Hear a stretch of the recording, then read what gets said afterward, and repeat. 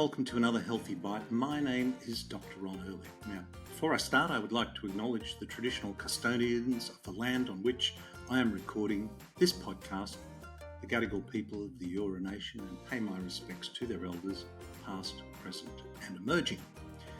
Now, this week's episode welcomed back Dr. Christo Miliotis. And Chris, I have known for many, many years. His background is medicine. The program is called Make the Problem the Solution. And Chris's background is medicine. However, his passion is the planet. So it's not just about human health that he's been focused on through his professional career. But like myself, I think he has come to realise and be very proactive about the fact that we all need to engage with our food sources, about how our food is grown. And this is why any regular listener of this podcast will be very familiar with the themes of regenerative agriculture. And if you're interested in climate change, if you're interested in your own health and that of your family and friends, if you're interested in ensuring that we have quality, nutrient-dense foods for generations to come, and we do that in not just a sustainable, but a regenerative way, then you too should be engaged with this issue of regenerative agriculture and soil, because ultimately it's nutrient-dense foods that we need. And when we talk about nutrient-dense foods, it means that we are bombarded, we are surrounded by seemingly cheap food. And I've done about a year or so ago a wonderful episode with Professor Paul Ehrlich. Now, obviously couldn't resist the temptation of talking to a Professor Ehrlich, but Professor Paul Ehrlich is a legend in environmental biological sciences. And he wrote a landmark book in it was around 1968 or 70 with his wife, Anne Ehrlich, and it was the population bomb. And he made the point that there would be insufficient food to feed the world. Well, when I asked him how he thought that prediction had gone, he felt that perhaps it was still too early to call, because what he hadn't foreseen was the Green Revolution, which is a great term. It makes you feel warm and fuzzy, but the Green Revolution really fostered in industrial agriculture, industrial animal agriculture. For example, chickens in pens, in cages, in huge cage warehouses, animals like pigs and cows in feedlots, none of which is their natural environment, and a lot of which has attracted people's attention about the ethics of animal agriculture. As well as that, there has been an explosion, literally an explosion, of herbicides, pesticides, fungicides, Roundup, Monsanto. We've done several programs on that. It's a theme that we'll be pursuing in the new year again as well. But these chemicals produce seemingly cheap food. Now, I say seemingly because this thing that has happened concurrent with the Green Revolution, which has provided us with these seemingly cheap foods, has been an epidemic in preventable chronic degenerative diseases.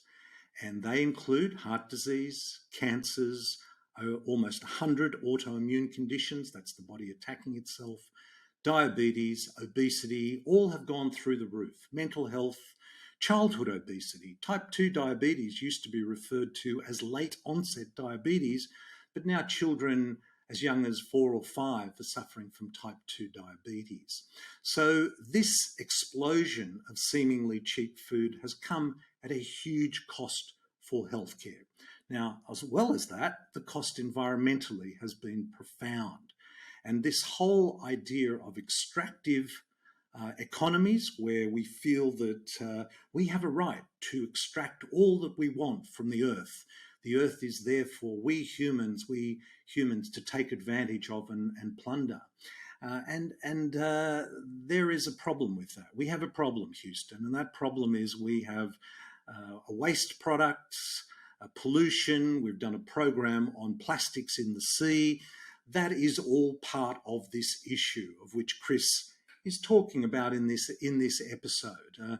It's a really far-ranging and a very stimulating discussion, as it always is with Chris Miliotis, and the passion with which he approaches this problem, or the many problems we face, is really inspiring, and I always enjoy talking to him. We've spoken before to, I think, several legends. I've had the privilege of speaking to so many wonderful people on this podcast over the years. And of course, I often refer back to Alan Savory, who talks about a holistic context, that every decision that is made by governments, by corporations, by companies big and small, by businesses big and small, by governments big and small, local council, state, federal, global organisations, there needs to be a holistic context that overrides everything. For example, something which says no decision will be made that has an adverse effect on human health and degrades the planet. Now, if that was the holistic context for every decision that was made underneath it, I think we would be having a very different world in which we live. So that was something that was inspiring from Alan Savory. And of course, the other thing that Alan Savory talked about was that if we are expecting the change to come from above, and by that he's talking about governments and regulatory bodies, we will be waiting a long time because they are very slow to take up new ideas. There is a lot of ego and reputations involved, and they lack common sense. And actually, I would argue that the way this pandemic has been handled is a good example of that, because it's a reflection of how we have approached chronic degenerative diseases, preventable chronic degenerative diseases, always looking for the medication to manage, with no shortage of evidence-based marketing or medicine. You know, those two words have become interchangeable. We all aspire to evidence-based medicine, but as Professor John Ioannidis from Stanford University is an epidemiologist at Stanford University, professor of medicine at Stanford University, and is one of the most cited authors in the world. A citation is when you write something and that reference, that thing that you've written, is cited by other authors. Now, I've written an article in the mid-90s on chronic pain and jaw clenching, and I think it has been cited maybe 10 or 20 times. If an author, a more prolific author than me, has a reference that's cited several thousand times, that's extraordinary. You know, there are authors that have been cited 5, 10, 20,000 times. John Ioannidis' articles have been cited 250,000 times. So that's what a citation is all about.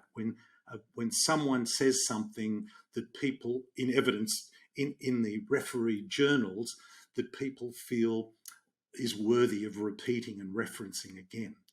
And he said that evidence-based medicine has been hijacked, and it's difficult to discern the difference between evidence-based medicine and evidence-based marketing. Now, there's a whole program I've done on trust the science, because we all want to trust the science. However, this is another topic, just like regenerative agriculture, that whether we like it or not, we all need to engage with. How do you trust the science? Well, who provides that science? And that's a question we cover in some other podcasts. But the way this pandemic has been handled, I believe, is very similar to the way so many environmental issues are handled. And I've identified 5 Ps of this pandemic, and these are in order of priority. To me, unquestioningly, profit is the main driver, and I think one could argue that environmentally, that is what drives business, and environment is a far down second, but profit is driving it. Power, politics is another, power is another, patents are another. So we have those 4 Ps as the main drivers of this pandemic, and we could argue about putting those in the right order, but I think unquestioningly we have to accept that public health comes a long way down in those 5 Ps. And if you doubt that, then I ask you, How often have you heard public health people talking about prevention, building immune function, which has been a major focus of this podcast with so many of my guests, and more recently, Professor Ian Brighthope, where he talked about the CD zinc protocol, which is using vitamin C, vitamin D, and zinc as a preventive measure. How often have you heard from public health figures or the media about early intervention? As soon as you test positive, what do you do? As soon as you develop symptoms, what do you do? We hear nothing about that. We hear about social isolation. We hear about masks. We hear about vaccinations. And I think they all have a place. There's no question about that. Although I am concerned at the experimental nature of these new vaccines. So this is not an argument about vaccinations or not. It's an argument about experimental technology being used. We've explored that as well. But I come back to what Chris has been talking about and what so many of my guests have been talking about. And I referenced Alan Savory, another wonderful guests that I've had is Charlie Massey, the author of The Call of the Reed Warbler, and he identifies 5 cycles that are central to regenerative agriculture. The solar cycle, which is putting plants on the ground to capture solar energy and put carbon into the soil. The water cycle, when you make more organic matter in the soil, the water is absorbed into the soil. He also talks about the soil mineral cycle, and this comes back to what nutrient-dense foods are all about and why we need to engage with this topic, because seemingly cheap foods look good, but do they have the essential nutrients, the 50 or 60 elements from the periodic table that we require in our foods to make us healthy? And for that, we need a healthy microbiome in the soil. And that's the 3rd cycle, the soil mineral cycle. The 4th cycle is biodiversity. We need biodiversity, and that is true of the environment. It is true of the gut microbiome. It is true of the oral microbiome. It is true of the soil microbiome. The more biodiverse, the more diverse those microbiomes are, the more resilient you and the soil and the planet will be. I think that is a great metaphor for planetary harmony, if you like. Respecting and encouraging biodiversity to build resilience, not just into our individual health through our own microbiomes, but also into our soil health by building microbes and fungi and mycorrhizal fungi into the soil. But Charlie Massey's 5th cycle is perhaps the most important, and that's the human social cycle, which is you and me and the farmers that are growing the food that we need. So this week's episode touched on so much. It raises so many issues, and it brings us back to why I think we should all be involved in this conversation, not just about developing a holistic context for every decision that is made, but also to engage with how our foods are grown and support farmers that are looking to make the problem the soilution, building healthy soils, not just for our nutrient-dense foods today, but for growing nutrient-dense foods for generations to come. I hope this finds you well. Until next time, this is Dr. Ron Ehrlich. Be well. This podcast provides general information and discussion about medicine, health, and related subjects. The content is not intended and should not be construed as medical advice or as a substitute for care by a qualified medical practitioner. If you or any other person has a medical concern, he or she should consult with an appropriately qualified medical practitioner. Guests who speak in this podcast express their own opinions, experiences, and conclusions.